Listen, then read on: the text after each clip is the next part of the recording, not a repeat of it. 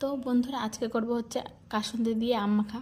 তো আমাদের গাছ থেকে ঝড়ে আম পড়েছিল, তো একটা গাছে আম পেকেছে এই সময়, আর এখনও পাকেনি। তো দেখো ভালো করে আমগুলোকে কেটে ধুয়ে নিয়েছি, ধুয়ে তারপরে কাটতে বসেছি। তো আমগুলো যেহেতু পেকে গেছে তার ছুলতে হচ্ছে না, শুধু টান দিলেই ছুলে যাচ্ছে। তো দেখো আমগুলো কাটার সবগুলো হয়েই গেছে, আর একটা দুটো আছে। এবার কাসুন্দি দিয়ে প্রথমে কাঁচা লঙ্কা দিয়ে দেবো, তারপরে কাসুন্দি দিয়ে হালকা একটু লবণ দিয়ে ভালো করে মাখিয়ে নিতে হবে। আর কাসুন্দি দিয়ে আমাকে খেতে কিন্তু ভীষণ ভালো লাগে, তো টেস্টি তো হয়ই। তো একটা দিদিভাই কমেন্ট করেছে, দিদিভাই তোমার বাড়ি কোথায়? আমাদের বাড়ি উত্তর দিনাজপুরে ডালখোলাতে। তো দেখো আমগুলো মাখানো হয়ে গেছে, তো আমরা খেতে বসেছি। তো সবাইকে দিয়ে দিয়েছি, আমি আর আবার ননদ খাচ্ছিলাম। তো খেতে কিন্তু দারুণ টেস্ট হয়েছে, তোমরাও একবার ট্রাই করো।